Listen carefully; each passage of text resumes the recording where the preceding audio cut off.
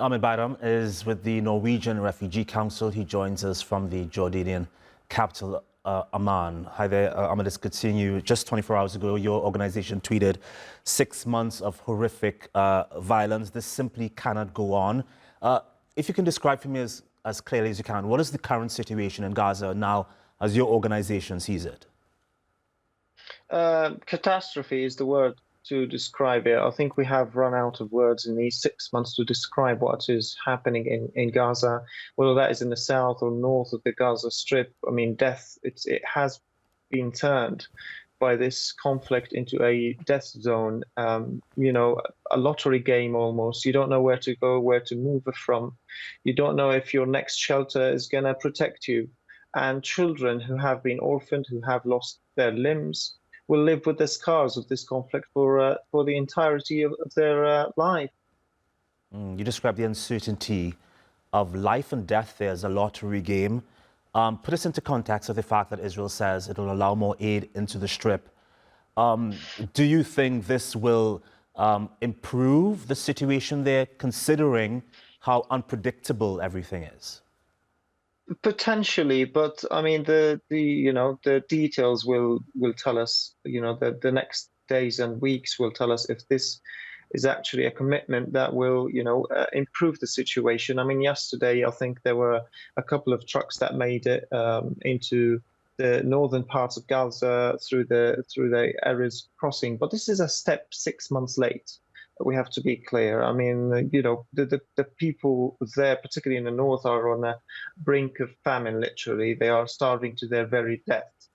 And I would also look at the text of the announcement itself, which, has mentioned, a key word there, which is that the crossings will open temporarily. What that means, we also don't know.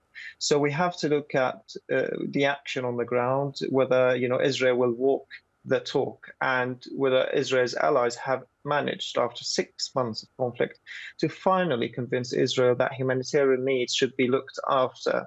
And Israel's duty as an occupying power here is, of course, to allow unconditional aid. So the coming days are a big test. The end of Ramadan and after Eid, we'll have to see what happens on the ground.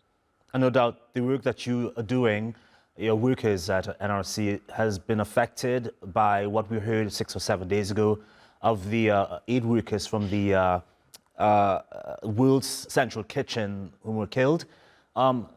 Has this affected worker morale at all? I mean, it's not the 6 months have affected our morale. The 6 months have, left our teams displaced, hungry, looking after their families while looking after millions, of others. I'm talking about the aid community in general here. Every family has been touched. Even my colleagues, they have lost loved ones, they have lost home. And, of course, the tragic killing of our colleagues from the World Central Kitchen and others as well in the UN, we're talking about close to 200 people. Of course, that affects your morale, your feeling for safety. And, I have to say, in Rafah, for example, where we are concentrated, we are providing aid while looking over our shoulders because of the attacks that don't stop.